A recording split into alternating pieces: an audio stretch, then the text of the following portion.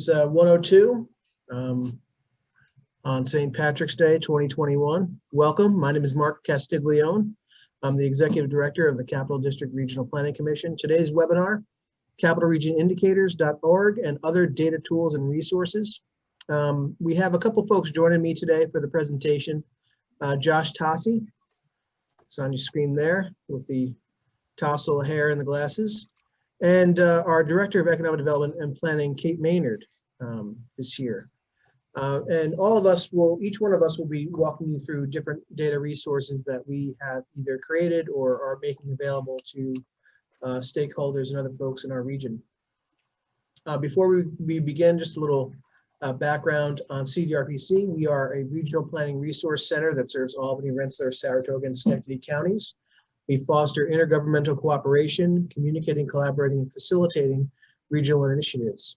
We work with partners to help them address regional problems. We established this webinar series to help planners sharpen their skills and to be a vehicle for planning and zoning board members to obtain their required annual credits for training. We shifted back in early 2020 from our traditional in-person events to this webinar series. Planning and Zoning Board of Appeals members are required by state statute to obtain 4 hours of training every year. Municipalities have a wide latitude of defining what is acceptable for that training. After each webinar in the series, each attendee will be that registered with an email address will receive an email confirming their attendance at of the webinar. You may submit this email as evidence that you attended the webinar, attended the training to your municipality for consideration of credit. In addition, for practicing AICP planners, we have submitted the session for 1 hour of CM credit. The CM credit hour is currently incorrectly listed for May 17th. We're in the process of correcting that. So if you're a certified planner looking for credits, we'll just have to update that, and we'll get that squared away shortly. A few additional logistical notes about today's session. Our attendees are joining us with video and audio turned off. We can unmute our attendees, so if anybody wants to ask a question during the presentation, just raise your hand, put a note in the chat box, or just otherwise communicate with the panelists here, and we can unmute you to ask your question. If you prefer not to speak live, you can type your question in the chat box or the Q&A, and we'll be happy to address that during the presentation. This presentation will be archived and available on our YouTube channel. So you can come back to it for future reference or share it with other folks that may be interested in this content. The session is being recorded, so we're all going to be in our best behaviors. And that's about it. Today's session will feature, as I mentioned, a variety of resources. We'll review some of our newest data products, hot off the presses. Regional Recovery Indicators Dashboard that we're in the process of releasing. As I mentioned, capitalregionindicators.org, which is a website that we launched in January of 2020 that visualizes census data. In addition, we'll have a tour of the variety of data resources available on CDRPC's website. And for those nerds who just can't get enough of data, we'll even connect you with the US Census's new data website called Data.Census.Gov, and Kate will give us also a tour of the Census on the Map tool, which is a cool tool. So at the end of this, you'll be exhausted and overwhelmed, and if you're feeling that way, it's not surprising. But the big takeaway here is that CDRPC is here to help you. If you have inquiries about data, if you need some advice about how to approach a data research project, or simply you need just somebody to hold your hand if you're looking for any kind of demographic, economic, or other kind of data sets, we're here to help. The contacts here, Kate Maynard, Josh Tossi, are our main points of contact for data and other economic resources, and we're here to help. So without any further ado, I'm going to turn the reins over to Kate Maynard to walk us through the latest data product that CDRPC is making available, our Pandemic Economic Recovery Dashboard. So with that, Kate, take it away. Great, thank you, Mark, and welcome everyone on St. Patrick's Day. Keeps looking like the sun is going to peek out, but As of yet, not completely. So as Mark's mentioned, I think I would start with our hope is that you won't be exhausted and overwhelmed by the data. But I think that actually speaks to how data has changed even over the past couple of decades. If you were to go back maybe 20 years ago, for those on the webinar today who have maybe more years of experience, 20 years ago, it was hard to find many data sets and difficult to access. So for example, you might be thumbing through hard copy resources. You might be flipping from different points of view. You may be asking different sources of data, say municipalities or state agencies, to have access individually to points of data. Fast forward to now, 2021, it's a very different picture. So today, we typically have an abundance of data. If you do just a general search in Google, trying to find different data sets, it quickly becomes apparent that there's a lot of data out there at the public's fingertips. I think the name of the game has now become really more of a curation point of view. So what data is particularly valuable, what's not, what is more timely, what are ones that are kind of work for specific sectors of data or what you're looking at. So we feel one of our jobs is really to assist, as Mark mentioned, with either accessing particular points of data, providing it ourselves. There's a couple examples of what I'm going to show you now as to data we felt would be especially interesting and useful to know and getting it ourselves, but also compiling the data that we're able to get from very different sources, both public and private sectors typically. The second piece that you'll know is part of that curation point of view is I think we're really entering through a phase, or we're in it now, in terms of the visualization of data. So not only can you find an abundance of data related to what you're looking for typically, but also there's a vast shift in terms of making that data not only accessible, but also very visual. So I think we're really in the midst of really a transformation in terms of how data is accessed, processed, and utilized. We've seen even through COVID times, a number of businesses pop up that are targeted to actually disseminate, provide data, combine it from different sources. So cell phones alone, for example, are a vast supplier of all sorts of data, whether on mobility, your spending patterns. There's all sorts of things that we kind of have known are being tracked, but now you're seeing at least the public accessible portion, the end products and the data that's being collected from all of those things. So I'm going to share my screen here. And I'm going to bring you, everyone should hopefully be able to see that now, our economic dashboard. So this is available just for reference because we're going to show you a few different tools. So let me quickly show you where this is housed. If you go under data, this is CDRPC.org, the main CDRPC webpage. Under data, that first tab in the pull-down menu is Regional Economic Recovery Dashboard. If you click on that, it takes you to the main page for the region. And if you click on all of these individual ones, it takes you to each of the counties within our area of focus if you're more interested in a targeted view of data related to that county specifically. So what we've done here, and this is developed with our consultant partner eImpact, speaking to how data has changed, we chose to partner with a company that has really focused on a niche of creating dashboards that are focused on specific indicators and different data sets and being able to display them in a very visual manner. So for example, we came to them through a couple resources, but one was they were mapping New York City indicators for the Manhattan Chamber of Commerce, just as an example. So as you look first at our Capital Region Economic Dashboard, housed on our website, you have here just some starting, we call them hero stats. So just some introductory key figures or data points related to the region as a whole. Below that, you then have the ability to jump to the sections where data is compiled. Really what the goals here were to compile the existing public and private data sets and ones we were able to seek and provide data on into a visual, easy to understand format that then you could also access and then take the data and the visualizations with you to say different websites or in say your work reports.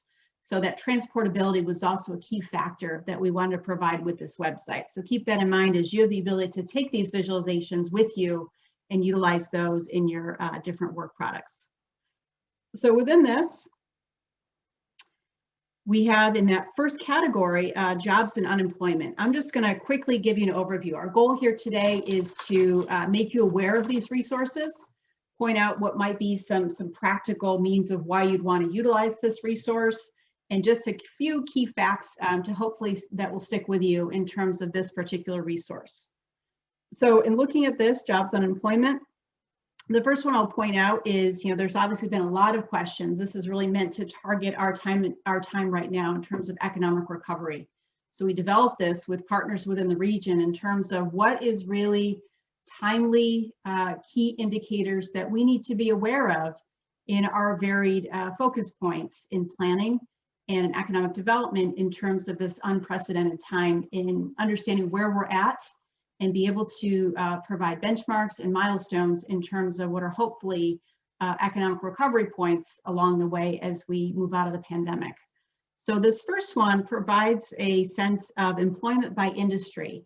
And the time period is interesting with this first one is it's a year-on-year comparison, and it's a 5-year period. The most recent point is November 2020. So think of November 2020. We're, believe it or not, at that point, 8 months into the pandemic, and then obviously 5 years prior. So you get kind of an interesting vantage point in terms of the sector-based information. I'll point out just a couple key points here. Again, this is all available now for you to access live on our website to be able to delve in further. But at a quick, easy glance, you can see here a couple of the interesting trends related to what we're seeing in the region. So you can see in terms of the top industries, healthcare and social assistance was already increasing by 5%. Again, this is kind of an interesting vantage point. It was already increasing if you look at regular numbers, but what this private source, this MC source shows us is that it's further increasing within that actual time period as defined. No shock, but again, providing quantified data as to how much you see decreases in retail trade, accommodation and food services. And you can quickly suss through and look at what you see are trends for each of these sectors within the economy, within the industry. You also have information related to the GRP, as well as the earnings per worker and other important data points related to each of these sectors that you can utilize in different ways. As I mentioned, and I'll just show you here, each of these tables you can take with you. So all you have to do is click on, it's almost a little fastener, it's kind of how I picture it as, and you can embed this widget to be able to take that with you and transport it to other places. You have labor participation, so that has been seen as a really critical factor in terms of not understanding just the unemployment rates, but also who is actively participating, who's looking for jobs, who is still part of the labor market in terms of participation within the region. Job posting trends. So this is a leading indicator in terms of where these different sectors are headed in terms of who's posting jobs. So you can see a comparison between 2020, a year ago, and then 2021. You can still see that overall the trend is lower in terms of postings, but you are reaching a point, here you see it actually crosses over, where you're showing some comparability in terms of jobs that are being posted between 2020 and then 2021 in terms of that. Again, I'm not going to go over all of these. I just want to point some features out. Unemployment claims. So again, we've heard the facts, we've seen the headlines throughout time, but the ability to visualize and understand over time what the trends have been. You can see, as expected, that giant increase in unemployment claims March 28th, as we were all experiencing the new normal a year ago, and then see how that has kind of moved, decreased over time until we reach current times where it's still higher than it was, but reaching a point that is more within the realm of a normal, well, normal as a term of relevance in terms of that point. You have unemployment claims by industry, so the ability to track what that employment looks like for sector by sector. And then the unemployment rate overall. So over here is just the regional. Kate, I'm sorry. One thing I wanted to point out, which I think is cool, if you scroll up to the one above, the unemployment claims by industry, this is one of my favorite visualizations. It shows in order of magnitude the impact to the different industry sectors. And this is essentially the top industries impacted by the coronavirus pandemic. So the largest being the accommodation and food services industry, as we all know, but the gap between the blue dot and the red dot shows the degree of magnitude of impact to those sectors. Just wanted to point that out. Thanks, Kate. Yeah, yep, absolutely. Thanks for that. So as Mark noted, you can see just by the visualization, the degree of severity and the difference between some of those points that you can track further. Some of these points may lead you to have further questions or to draw out other data points to further confirm or say delve in deeper in terms of what's happening within each of these sectors. So one example is going to show you the, I'll hold that thought. The unemployment rate is the next one. So if you look at that, here's our regional unemployment rate. What this does here is gives you the ability to track over time what's taking place with the unemployment rate, and then also be able to understand the difference between a different sense of scale. So you have everything from, as you hover over it, it notes what area is being defined. So New York State, you can see at one point was 16% at its height unemployment. And then as we go into, this is November 2020, 8.1%. Now in comparison, you can go through and you see the US as a whole was at 6.4%. So New York State was higher than that. And then look at our 4 counties, they're all below both the New York State and the US average, which is a very good thing. And you can see individually how each county is doing related to that rate as defined. The next category we have is regional mobility. So this is something that our friends over at CDTC and other organizations have really done a great job in tracking with DOT as well as AVAIL Labs through SUNY. So, and the airport is an important key feature for this first one. So again, anecdotally, we may have heard this or in our head said, you know what, I bet the airport passenger volume and the cargo tonnage is reduced. But this gives you the actual facts and figures to really understand what's taking place and in what manner over time. So you can note here in this first one, this is employment, so passenger employment, and you can see over time what really transpires. This takes a vantage point over a couple years actually from 2017. But you can basically see here, as we've seen in many of these graphs that show that COVID defined point of time, basically that dropping off of a cliff of a lot of these activities. So you can see the drop way down here. This is April 2020. And you can see it starting to equalize out in the new normal in terms of COVID time period, a much lower volume as compared to pre-COVID, but you can see kind of where that is at currently. The cargo tonnage follows that relatively closely as well. So if you just see this, this gives you the actual data, and we would secure this right from the airport to be able to understand what's happening in terms of traffic in and out of the region in those 2 ways. I would note too, as Mark said, if there's questions along the way, this is definitely can be informal. So just throw out your questions and we can look at them as we're actually taking a look at these various tools and be able to address those now. So any questions, please throw them in the chat or raise your hand and we can make sure to get to you. Daily total traffic volumes. This tracks actually a few specific areas in terms of major traffic corridors in the region. So the Northway, again, you can see kind of that drop off the cliff in terms of the pandemic. And then you can see it slowly making its way up.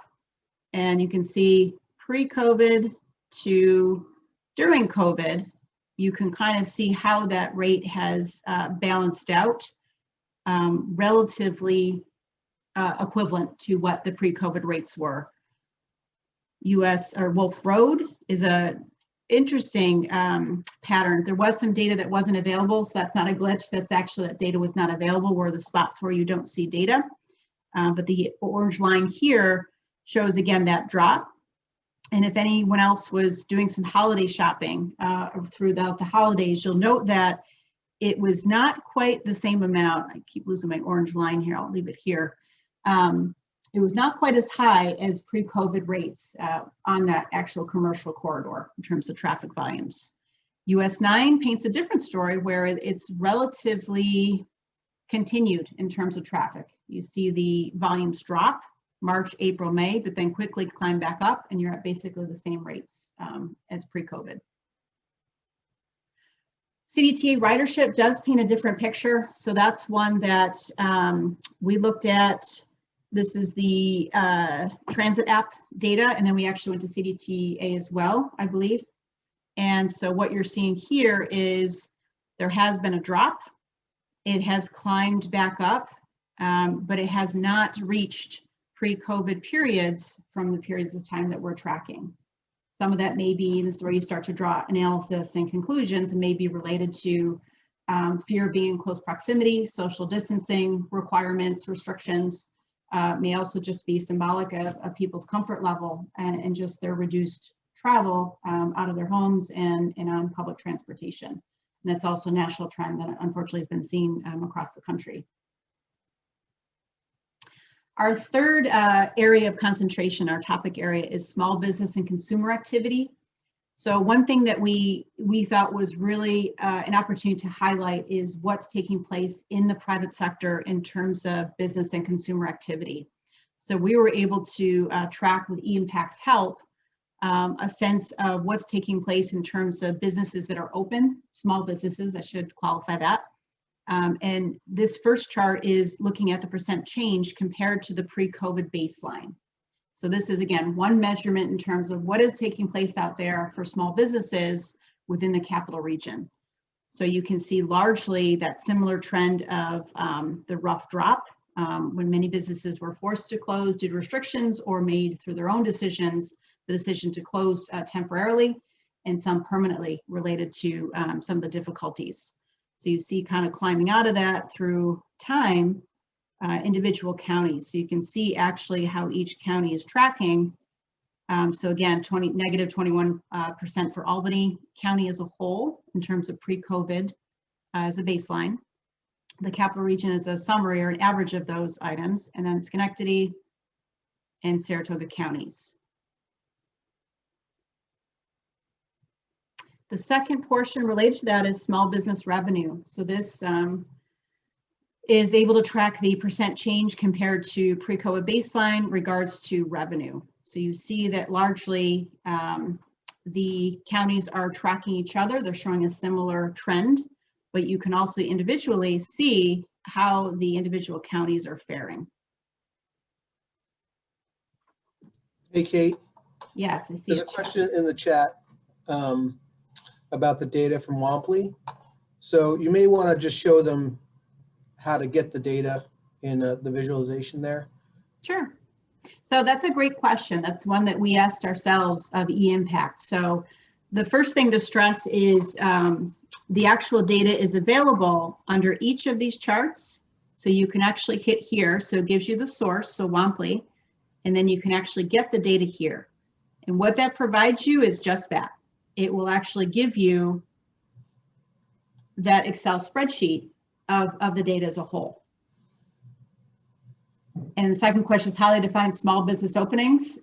That's one that we were guided by. It's an aggregate data source in terms of how they define that. So that is one that they track through a number of diverse sources in terms of being able to establish small business openings. So Amy, it looks like you're asking that question. I can get you more information. We can speak further about how those are defined. But a lot of these data sources, and again, this is part of that movement that we're saying, is to aggregate numerous data points to be able to paint a picture within these select data sets. Mark, did you want to add anything else? You're raising your hand. Sure. Yeah, I think the Womply and the eImpact data available through MC allows us to do something that the traditional economic data sources don't allow because they're significantly lagged. So a lot of the traditional economic data sets, either from the Bureau of Labor Statistics or others, are lagged between anywhere from 1, 2, 3 quarters. And the WAMPLI data, using sort of aggregators and some other analysis, is able to develop a really reliable data source that is relatively real time to paint a picture of activity in the business sector. Now, the nature of the small businesses as defined, if Kate scrolls up, it is related to non-C Corp entities. And so that's just a categorization that defines what the data set is looking at and what it's not looking at. Great, thanks, Mark. And Amy, hopefully that answered your question. If not, please let us know. Oh, Shelby, okay.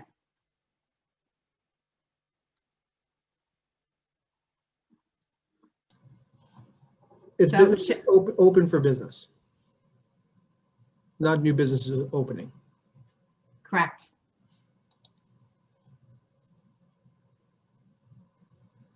Okay, thanks for the question, Shelby. I'm sure other ones had them as well. So in terms of just, again, showcasing a few other ones, again, because we're seeing that this is fairly unique in trying to provide this cross-section of different data that's available. We have consumer credit card spending. So what's interesting here, if you look through, is for the counties, here's your baseline here, 0%. So this is reflecting percent change compared to pre-COVID baseline for consumer credit spending. For the most part, if you look at the data and what's happening as we're still in the pandemic, is you do have that dip, April, May, June, July, and then it appears that, not to minimize your joke too much, but it appears that the idea of consumer spending is alive and well in the US in terms of that spending now exceeding sometimes by 40% what that pre-COVID baseline was for consumer credit spending.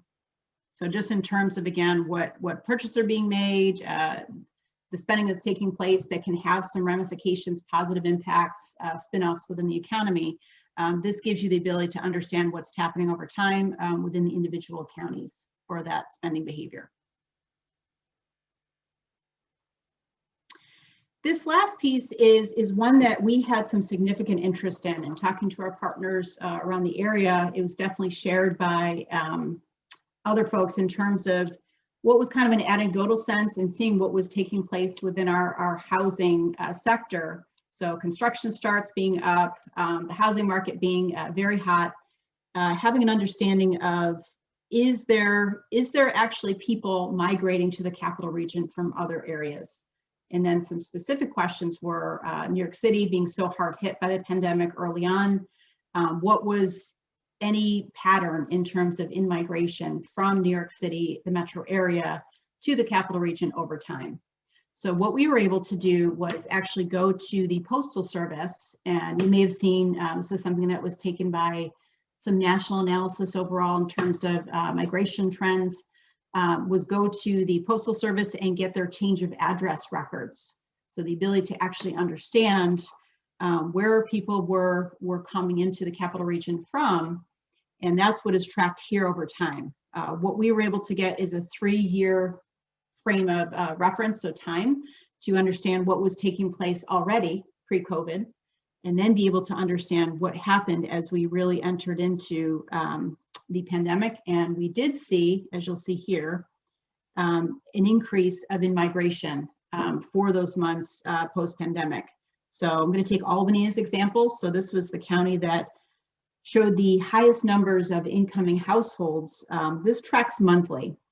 And one thing that was explained to us with this data by the Postal Service is there is a threshold of 10 households. Below that, it will not show that for privacy reasons.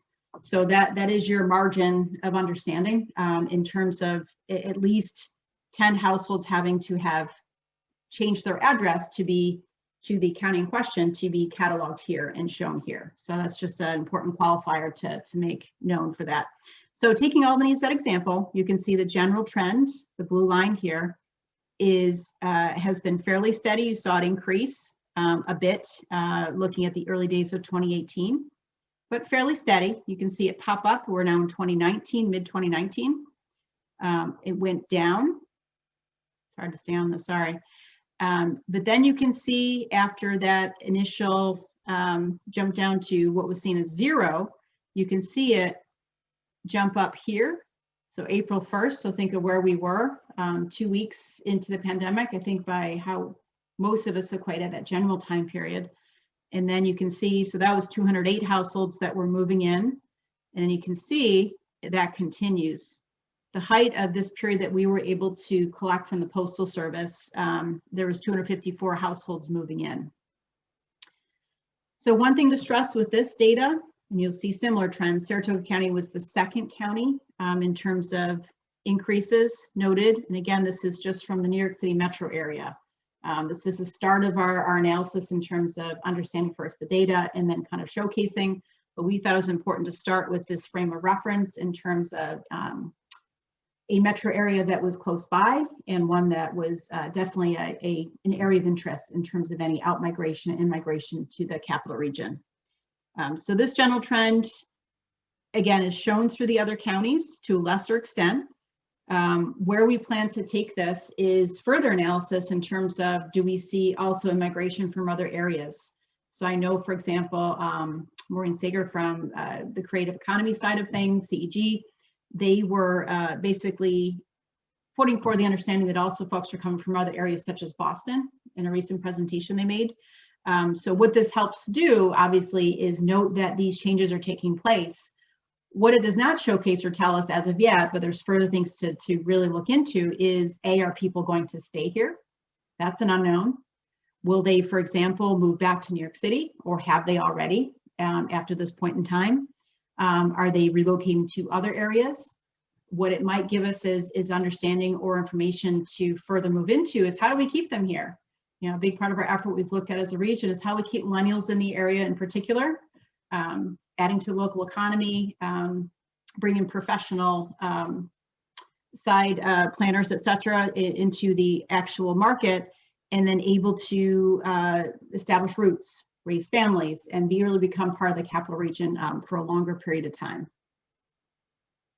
We have a question, and again, I don't mind interruptions whatsoever, from Jason in terms of, after the presentation is done, can you speak to the collaborative funding model for this project? So Jason, do you mean the actual dashboard that we've created here, how we were able to fund the creation of this? Well, it's real simple. It's CARES Act money. So regional planning across the country were allocated a certain portion of money from the CARES Act. We've invested a portion of that money in this COVID recovery dashboard in addition to other projects. So we didn't have to necessarily do any creative fundraising to support this project, but we were thankful to receive an infusion of federal resources to make this project possible. And I would say, Jason, if you wanted to reach out to us to speak more specifically, we'd be happy to share what the process was, the legwork we did, the compilation of available sources versus what we delved into. Just let us know. We're happy to chat more. The next project I'll be presenting on, the Capital Region Indicators, was a partnership funded project. So I'll get into that in a little bit. Okay. And actually that's great timing. So I'll just quickly show you the rest of this, and this I can go through quickly. We do have a sense of, in stimulus and bankruptcies, a sense of the PPP loans. This is the first round of stimulus. So once we have a better sense of the data that's available for the second round, we'll be able to showcase this as well. But this provides a visual sense of where that round of stimulus, those loans, grants, have really gone. It's a statewide, and then you can zero in by zip code to your area of focus there. Bankruptcies is also something that some of our member organizations are very interested in tracking. So we're all likely aware, or maybe it's new information to you, that bankruptcies as well as foreclosures, there have been some federal and state regulatory or policy side of things that have really kind of staved off some of the activity that we may have seen. There's definitely some interest in understanding what that pipeline might look like in terms of what might be future bankruptcies or foreclosures that may have been pushed down the road a bit. but understanding what that is, and then how, for example, there may be ways to minimize that impact, and work collaboratively to try to minimize the risk of that. So those are the two parts there. So I would say, again, we're trying to give you an awareness. Hopefully that gave you a snapshot of the tool as a whole. I want to turn this over to Mark next, who's going to share some really interesting information related to our Capital Region Indicators website, and another great tool to turn to for information about the region. Great, thanks so much, Kate. I'll just be in the process of sharing my screen here. I need to close a couple windows, bring up the screen. Okay, everyone can see my screen, right? Thanks, Kate, for the great presentation on our new dashboard. This website, capitalregionindicators.org, is a new tool that was developed in partnership with a number of organizations, including the Capital Region Chamber, the Community Foundation of the Greater Capital Region, and the Capital District Transportation Committee. We also received support for our primary consultant who built this tool, the University of Albany, their AVAIL lab, and they continue to provide support and technical support to maintain this product. The partners, really had a consensus that the region needed some common area to start to talk about what our key indicators are for the region. Each organization, whether it's the Chamber or the Community Foundation, recognize that there's tremendous benefit in putting data at the fingertips of folks, but also curating that data and making it understandable and digestible for them. So really the purpose of this tool is to, one, put data at the fingertips of people, two, visualize that data, and three, make it easy for people to use in their day-to-day, whether they're communicating with philanthropic organizations or they're writing grant applications. We want this tool to be able to answer the questions that they need in their day-to-day work, and certainly support them securing more resources for the work that they do. This tool is a work in progress, so we encourage and welcome any feedback that you may have. We will foreshadow later on, I will foreshadow some improvements that we're making in 2021 to this tool. But the success of this tool is really a direct function of how it's used and how frequently it's used. So we do hope that it's something that responds to the need out there. So I'm basically just going to walk you through what this tool does and orient you to what it is. So this is the landing page. We have a variety of nice snapshots of the region. The main navigation bar up here shows you the different entry points to the website. One thing to note before we dive into the data visualization aspect of this presentation, just some notes. If you're using a smartphone, this website works best if you rotate your smartphone sideways. It's not right now optimized for smartphone use, but you can use it with a smartphone if you want to just quickly reference some data. If you have any feedback, you can email indicators@cdrpc.org, and we can incorporate those ideas into our overall discussion. So again, here's your top menu nav. We have the Capital Region, which we define as the 4 counties, Albany, Rensselaer, Saratoga, and Schenectady, and the Greater Capital Region, which we essentially just made up that term to reflect the 8 counties that are in our region's Regional Economic Development Council region. So through these two navigation points, you'll get dashboards for whatever geography you're going to look at. So there's regional geography, county geography, and each municipality in the region, cities, towns, and villages. Over here, there's a mapping function, which we'll talk about a little bit later. This website exclusively uses data from the U.S. Census's American Community Survey. We are exploring incorporating other data sources like the Bureau of Labor Statistics, some education and health data, but at this point, it only pulls from the American Community Survey.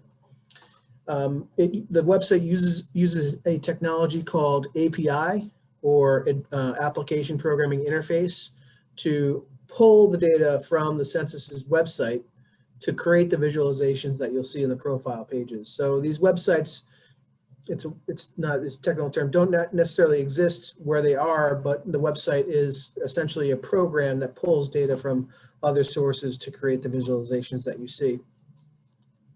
Depending on your screen size of the monitor that you have, you might need to adjust the zoom level to make the visualizations fit on your screen, and that's usually easy enough done.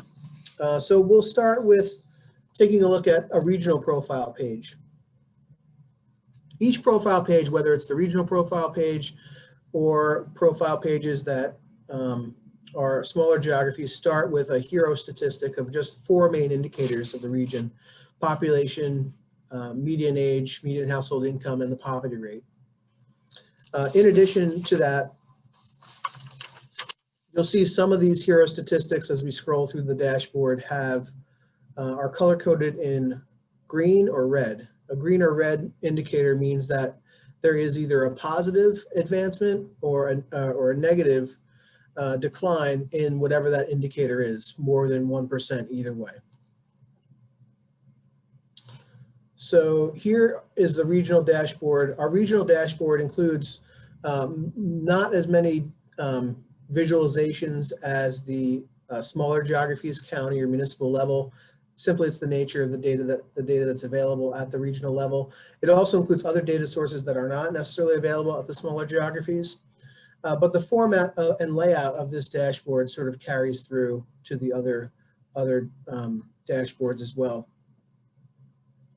Sometimes if you scroll through, you'll see that the data is loading. Like I mentioned, this website needs to pull data from the US Census's website. So sometimes it takes a couple seconds or a couple milliseconds for that data to come in. And if the data is not appearing, sometimes you just need to scroll up and down the page to make it appear. So for these regional profile pages, you'll see comparisons between the 4 counties in our region. You'll see the hero statistic on the left-hand side, which also has an indicator of the trend, whether it's going up or down. This gives you the comparison years. We're looking at 5-year ACS data for the 2018 versus the 2013. They're separated in 5-year increments because that's a best practice for these data resources. Let's see if you see any more color coding. Over here, you might miss it if you don't look for it. There's an arrow. This pulls out a box where you can do a variety of things. On the regional page, you can change the compare year. So if we change the compare year from 2013 to say 2010, you'll see that the population number increases because we've changed the comparison year. Now we're over 1% change. So that's a neat feature that you can move out of the way if you don't need it. I'm not going to go through in detail all of these data sources, but it has data, as you'll note up here, in the different buckets on the economy, social welfare, health, education, housing, and transportation. Each one of these things notes, for each individual county statistics and whether or not there's a growth or decline in that particular data set. So that is basically the regional data set. So we'll proceed down to a county data set. This is Albany County.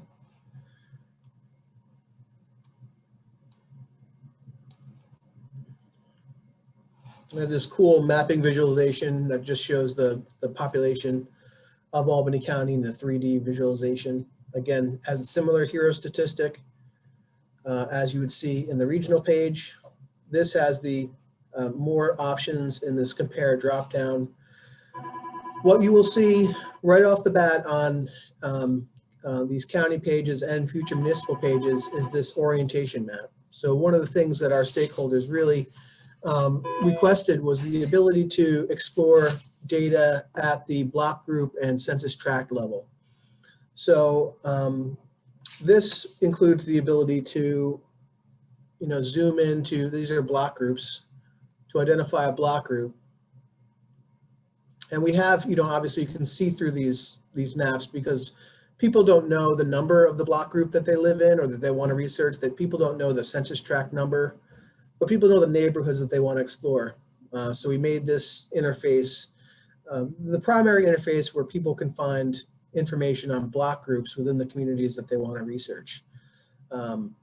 And made the opacity see-through so you can see the street names and the neighborhoods that you want to look at. So just for example, this is the block group that I live in.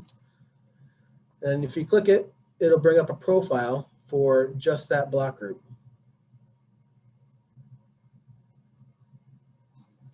And it has the full complement of demographic and other statistics related to that block group, just for that block group. So I'll back out of this because I'll just show you the Albany County statistics.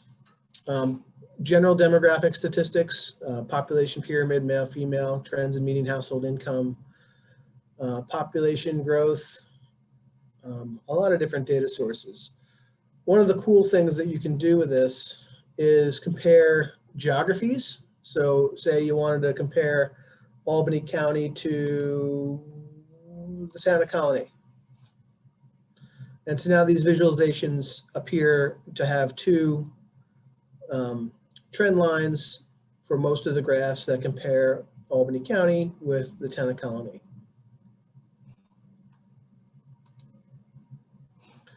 I will point out, similar to Kate's dashboard, you can view the data. You can download the data. You can save an image.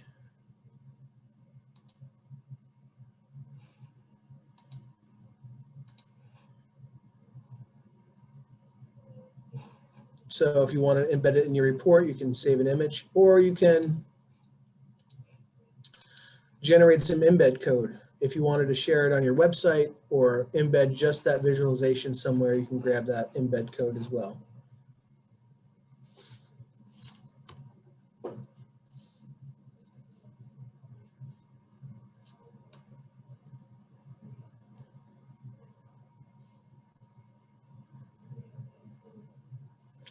One thing I wanted to point out, we understand that this tool does not include all the data that people want, but we wanted to make it sort of a one-stop shop. So we have these link outs to other data sources that people would find helpful, but that but the data from those sources are not necessarily included in our tool. So here's an example of what that looks like. There are several others in the other sections. The Upstate Alliance for the Creative Economy, Center for Economic Growth, and other resources are included there as well. All right, again, these profile pages are available for cities, towns, and villages. You can look at Clifton Park.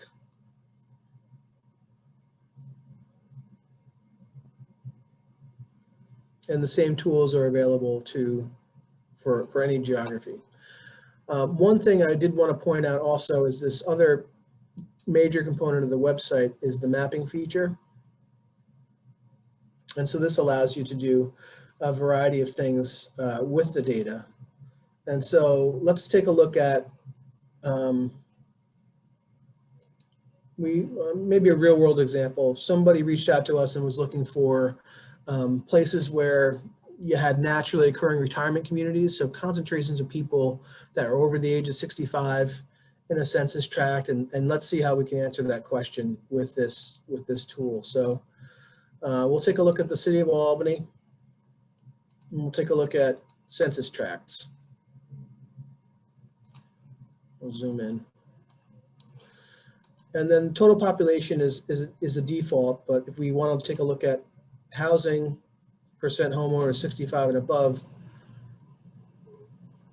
the map should reconstitute itself to show where those concentrations are.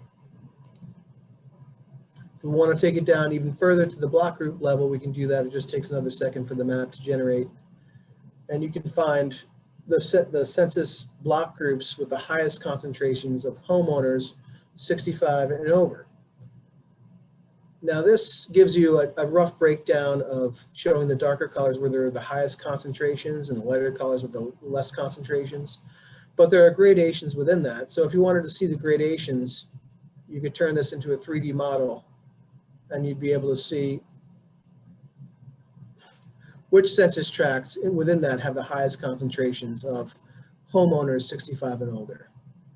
And so you clearly identified this one as that one.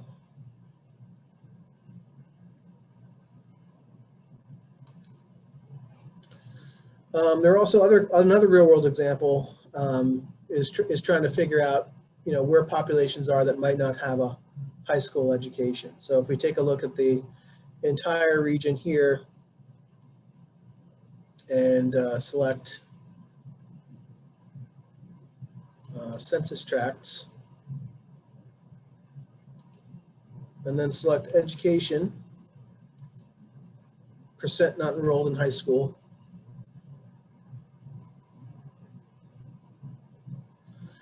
And you kind of get a sense of what that looks like.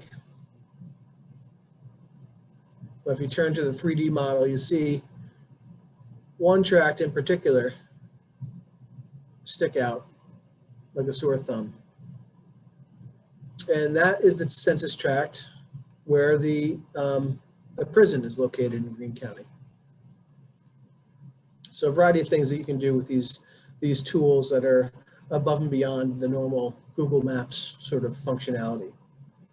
There are a couple other things that I don't need to mention, but anyway, the tool's available, it's out there. If you'd like to use it or if you need help, just reach out to us.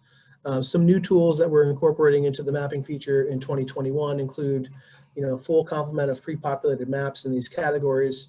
We're working with Capital Region BOCES to pull in some additional education data and make that convenient for folks. But we're looking forward to hearing feedback and continuing to improve on the tool. So with that, I'll turn it over to Josh Tossi at 152, take us through some other additional resources that we have on CDRPC's website. So I'm going to stop sharing my screen. Okay, I'm going to share mine.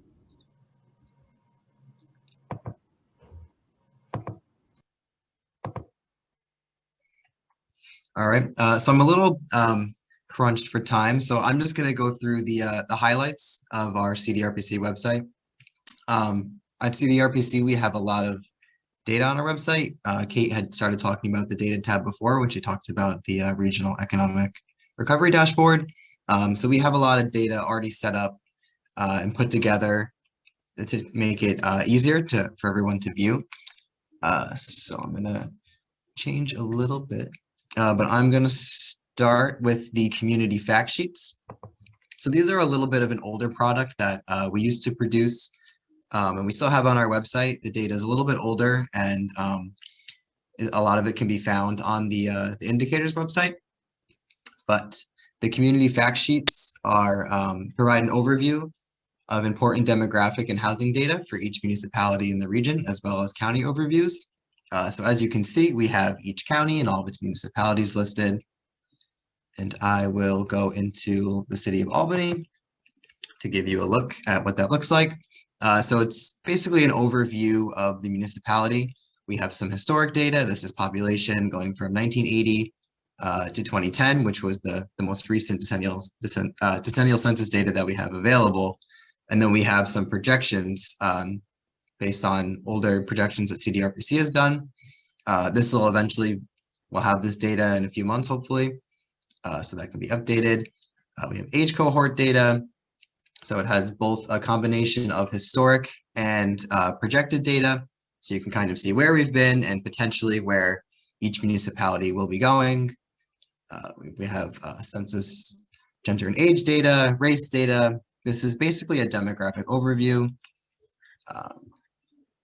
This has some household data, housing units, household types, married couples, single female head of household. So all that data can be found in here. This data is updated through the 2012-2016 ACS, which is a little older, but now most of this data can be found on the indicators website, so it should be very easy to access. So I will go back, and then we have another, similar to the community fact sheets, we have the Capital District Community Growth Profiles. So this is similar to the community fact sheets, but this is more focused on development in each of the municipalities and the counties in the region. So we'll dive back into the city of Albany. As you can see, similar to the community fact sheets, we have historic population and projected. We have housing units, 1980 to 2015. Greenhouse gas emissions by sector. So the different sectors, how much emissions they produce in relation to each other. And land use, which is a really helpful tool. This kind of shows each municipality's land use. We have single family land use, multifamily, mixed use, all that data available here in these easy to access maps. And then we have development. So this would be single family homes built between 1995 and 2015. So any municipality that has had a lot of development recently, there'd be a lot more on this map to see. And we have roads built between 2005 and 2015. So this shows where any new roads that have been built and where new sidewalks have been built. So you can see these red areas of the sidewalks. So that is some of the two of the older data sources that we have on our website that are still useful. And then I will skip over to our economic data. And we're going to highlight 3 of our data sets that we have for our economic data. The first one being the Consumer and Producer Price Index. So what this does, the Consumer Price Index, which is down over here, is a measure of the average change over time in the prices paid by urban consumers for a predetermined selection of consumer goods and services. So basically what that means is that for each of these categories, we have apparel and upkeep, education and communication, food and beverage. It's put into an average for how much a consumer would pay for something in this category. So for example, transportation, this shows the price of using public transportation. We can see the dip during the beginning of the coronavirus. And the Producer Price Index, which is up here, is a measure of the average change over time in the selling price received by domestic producers for their output.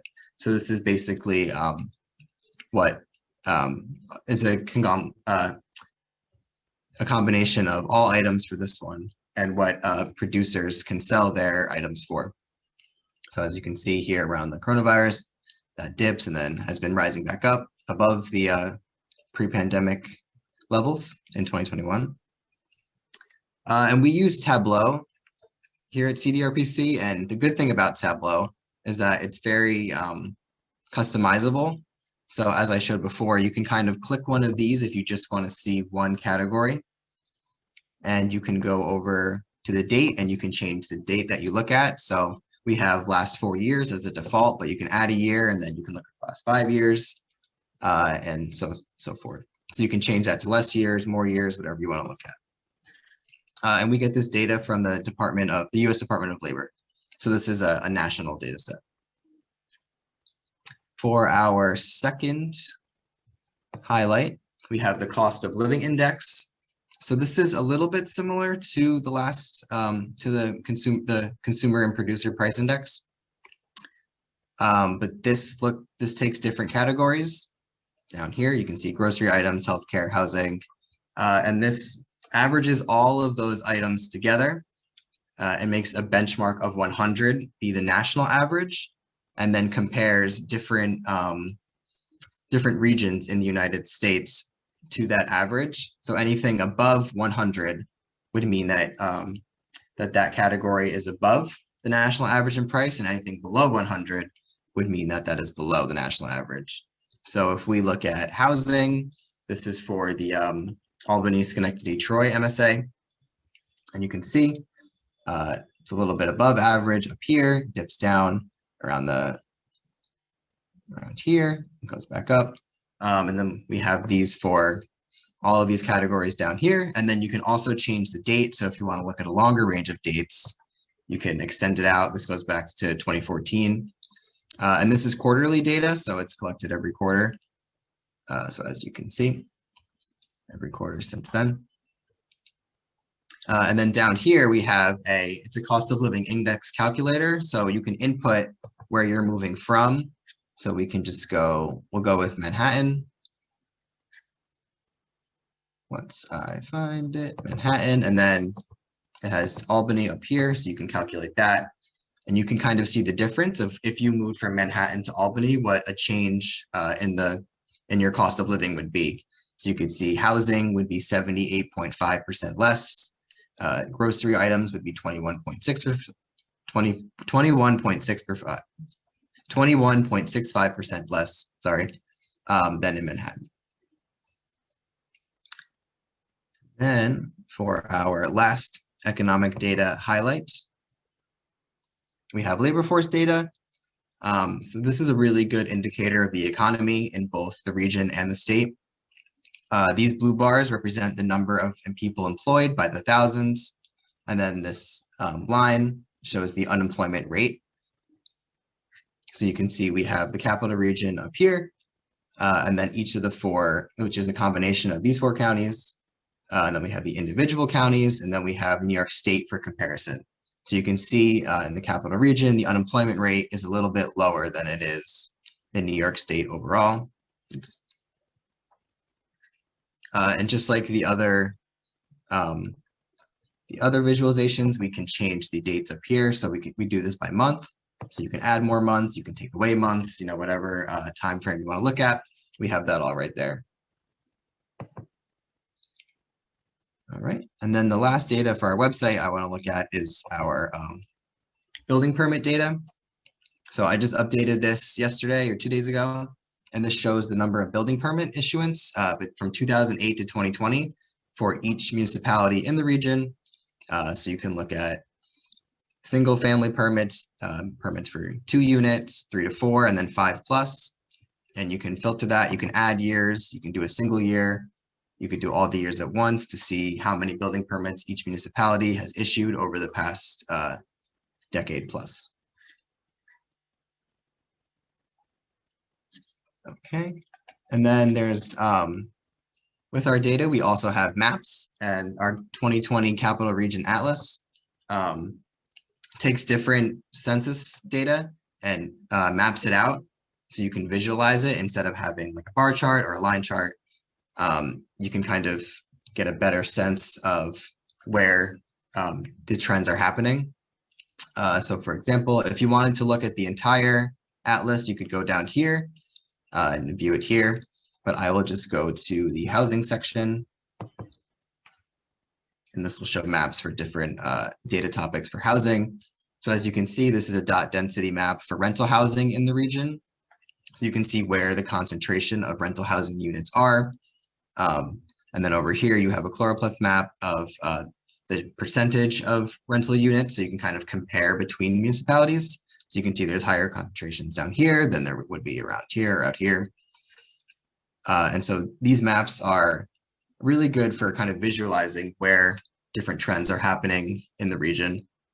And we have all of this data for 6 different topics. We have regional development, land use, housing, demographics, transportation, and environment. So there's a lot of great maps there, and I would suggest going through and taking a look and seeing some trends in the region.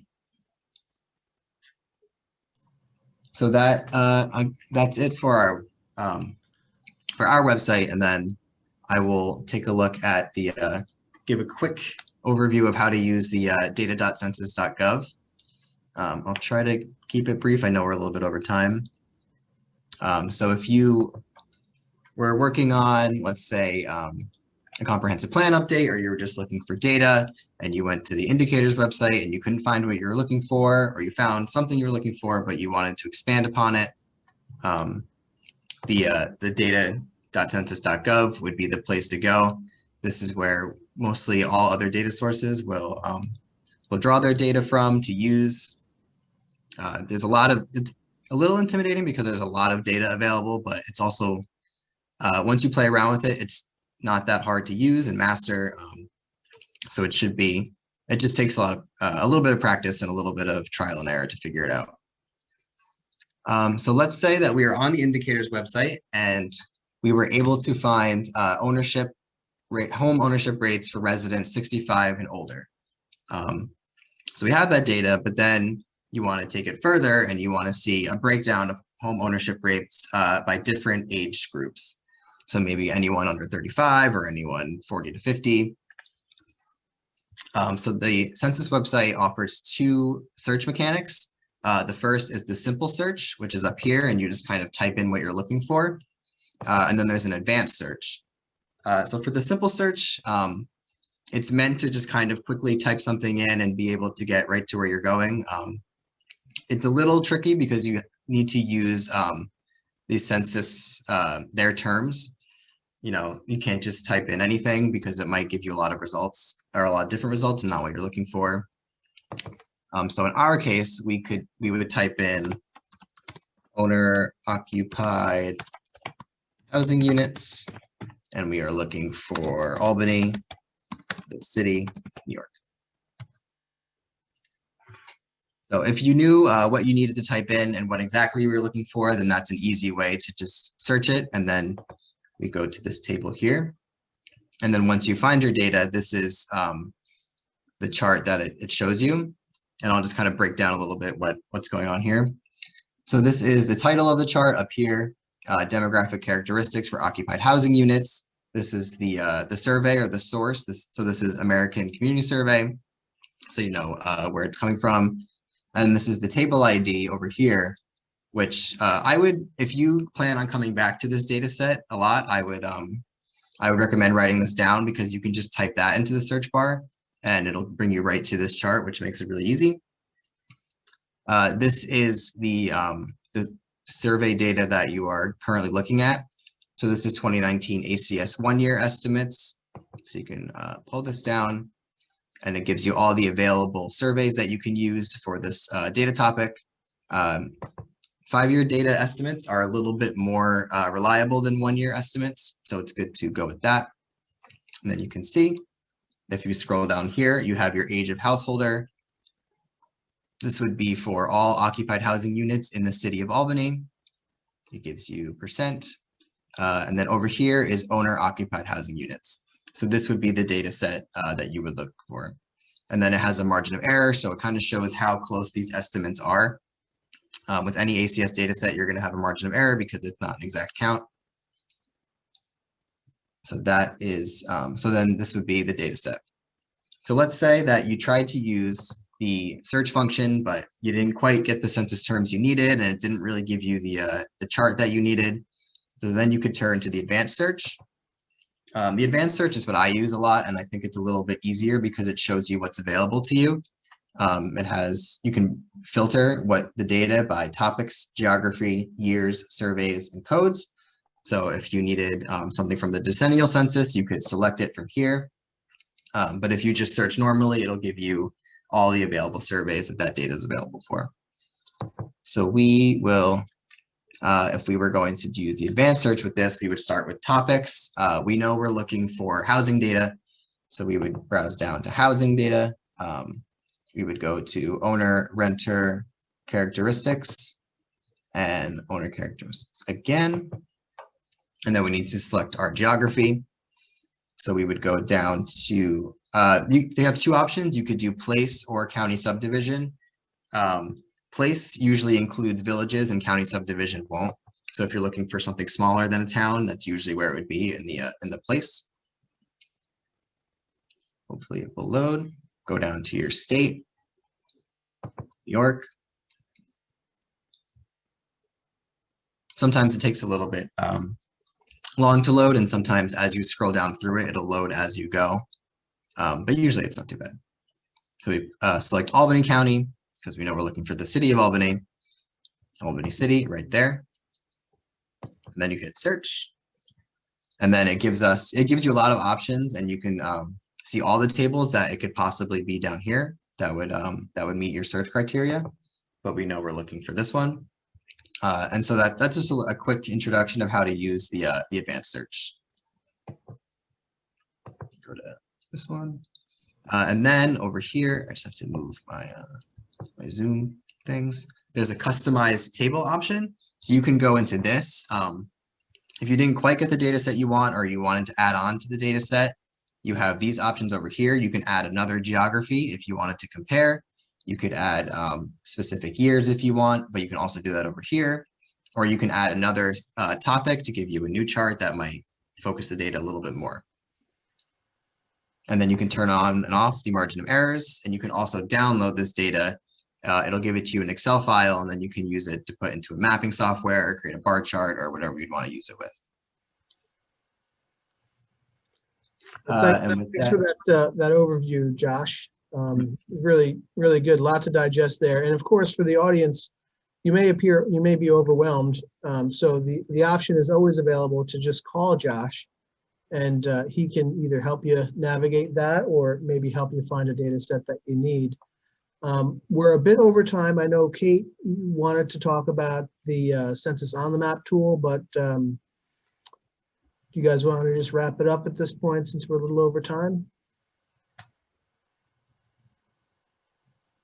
Seems like there's general consensus. So I guess the takeaway really is, we have a lot of data resources. We're making it available for folks to, sort of discover data on their own. But if you need help in any way, and with any of these tools or finding census data or other data sets, feel free to reach out to us, cdrpc@cdrpc.org, or email any one of us, or reach out over the phone to CDRPC. And that's basically it. So thank you very much for your attention today. And I just have some more closing comments that I'm supposed to make. Next week's session will be comprehensive plans, gaining a competitive advantage for your community. This session is made possible by presenting partner, the MRP Group. It will take place on Wednesday, March 24th at 1 p.m. If you have not signed up for that session yet, please do so through Eventbrite. So thank you all very much for your attention today, and thank you to our speakers, Josh and Kate. Great job, and happy St. Patrick's Day, everyone. Cheers. Take care, everyone.